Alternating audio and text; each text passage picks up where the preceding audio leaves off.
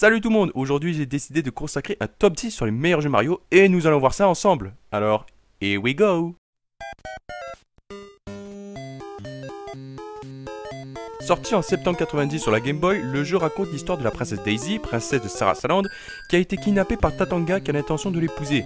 Le but de Mario sera de la délivrer en parcourant différents mondes, que ce soit le désert, l'île de Pâques ou l'océan.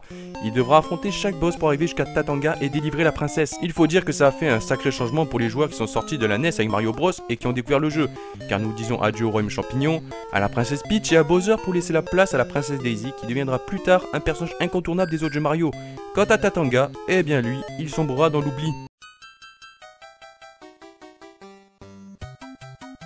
Sorti en octobre 88 sur la NES, il est la suite directe de The Lost Level qui est le vrai Super Mario Bros 2, car nous en France on a eu droit à cette version qui est juste un copier-coller du jeu Doki Doki Panic, parce que la vraie version était un peu trop compliquée pour nous. Ce nouvel épisode explique que Bowser et ses sbires, les Koopalings, ont transformé les rois de différents mondes en animal, et ça sera à Mario et Luigi d'avancer dans les niveaux afin d'affronter les Koopalings et Bowser, afin de rétablir la paix dans les royaumes tout en sauvant encore une fois la princesse Peach. Ce qui a fait de Super Mario Bros 3 un excellent jeu, c'est le fait qu'il apporte de nouveaux items, comme la feuille Tanuki qu'on reverra dans d'autres jeux Mario, le costume de grenouille qui améliore notre vitesse dans l'eau, et plein d'autres, sans oublier l'apparition des Koopalings qui feront office de boss dans certaines aventures de Mario des années plus tard.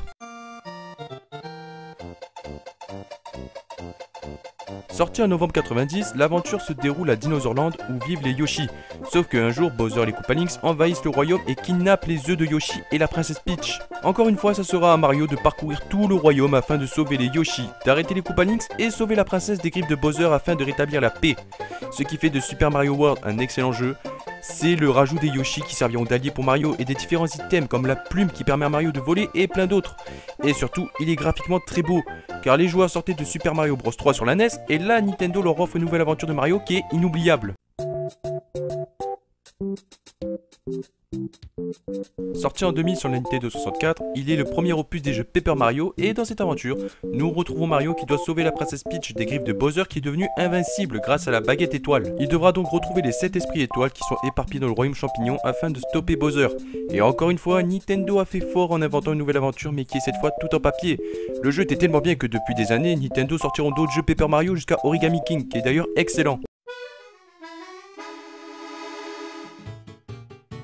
Sorti en 2002 sur la GameCube, Super Mario Sunshine est différent des aventures de Mario car cette fois, il devra nettoyer entièrement l'île Delfino qui a été polluée, ce qui a fait disparaître les soleils qui fournissaient la lumière et la chaleur au Pianta. Durant son aventure, Mario fera la rencontre de Jet qui est une invention du professeur Catastrophe et de Anti-Mario qui kidnappera à 2 reprises la princesse et qui finalement révélera qu'il est le fils de Bowser et qu'il est là pour sauver sa maman Peach des griffes de Mario. Malgré le nombre incroyable de bugs qu'il peut avoir, Super Mario Sunshine reste un excellent jeu qui m'a fait rêver dans mon enfance et qui laisse des souvenirs agréables grâce à ses musiques et ses mondes. Sorti en novembre 2003, Double Dash est le seul jeu Mario Kart qui parvient à rester inoubliable, car c'est aussi le seul Mario Kart où on peut jouer à 2 sur le même véhicule. Et en plus, le jeu nous oblige à réfléchir pour le choix des personnages. Car oui, ce n'est pas parce que tu aimes Mario et Bowser que tu vas les choisir pour la course, car chaque personnage a un item spécial, et il faut choisir quels personnages ont les meilleurs items pour faire un combo avec. D'ailleurs, c'est dans Double Dash que Toadette fera sa première apparition et deviendra elle aussi un personnage incontournable et apprécié des fans. Sorti en 2010 sur la Wii, le jeu est la suite de Super Mario Galaxy et encore une fois, Mario est invité au château par Peach pour manger un gâteau en contemplant les étoiles. Sauf que quand Mario arrive, Bowser est déjà là et a kidnappé la princesse. Une fois qu'il sera parti dans la galaxie, Mario avec l'aide des Luma devra récupérer assez d'étoiles de puissance afin d'atteindre la galaxie de Bowser et délivrer la princesse. Le jeu ne sera pas un succès comme Super Mario Galaxy l'a été, mais il a été apprécié par les fans qui sont assez déçus que Nintendo ne l'ait pas mis dans Mario 3D All Star.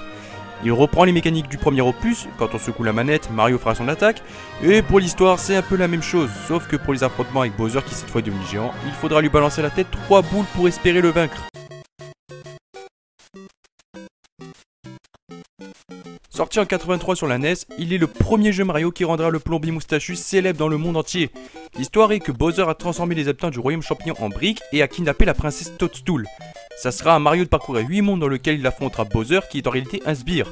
Et ce n'est qu'à la fin du jeu que Mario affrontera le vrai Bowser et délivrera la princesse et les habitants du royaume. Super Mario Bros a été très bien accueilli car avant que le jeu ne sorte, les gens devaient se contenter des jeux vraiment pas ouf, comme les jeux sur l'Atari et plein d'autres consoles. On peut dire que Nintendo a en quelque sorte rendu aux jeux vidéo sa gloire d'antan. Sorti en 96 sur la Nintendo 64, il est le premier jeu Mario à être sorti en 3D. Et c'est le jeu qui a montré comment faire un jeu en 3D. Tout commence quand la princesse Peach envoie un message à Mario pour manger un délicieux gâteau au château. Lorsque Mario arrive au château, une voix ténébreuse lui dira de partir et c'est là qu'un Toad explique à Mario que Bowser a kidnappé et enfermé la princesse et eux dans les murs du château. Mario devra donc explorer tous les mondes en sautant dans des peintures afin de récupérer des étoiles de puissance pour faire revivre le château et affronter Bowser pour délivrer les Toads et la princesse. Quand le jeu est sorti, c'était une claque graphique. Le jeu était beau et les joueurs avaient la possibilité de faire bouger Mario où ils voulaient. D'ailleurs, des années plus tard, Nintendo sortira Mario 64 sur la DS, où cette fois-ci nous pouvons jouer avec Mario, Yoshi, Luigi et Wario. Ça prouve que le jeu était tellement bien qu'il a eu droit à un portage DS et Switch.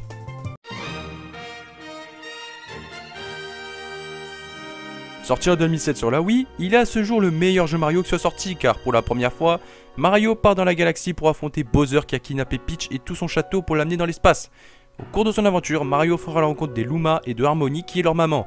Il devra récupérer assez d'étoiles de puissance pour activer l'observatoire afin d'aller au cœur de l'univers pour affronter Bowser et délivrer la princesse. Le jeu a été très bien accueilli, les fans ont adoré Galaxy qui utilise très bien la Wiimote pour faire une attaque tournoyante et le viseur pour lancer des éclats d'étoiles, sans oublier ses musiques qui resteront gravées dans la tête des joueurs. Voilà, c'est ainsi que se termine ce top 10, n'hésitez pas à me dire dans les commentaires quel est votre jeu Mario préféré, n'oubliez pas de vous abonner à la chaîne et surtout, lâchez un petit pouce bleu. Allez, à la prochaine!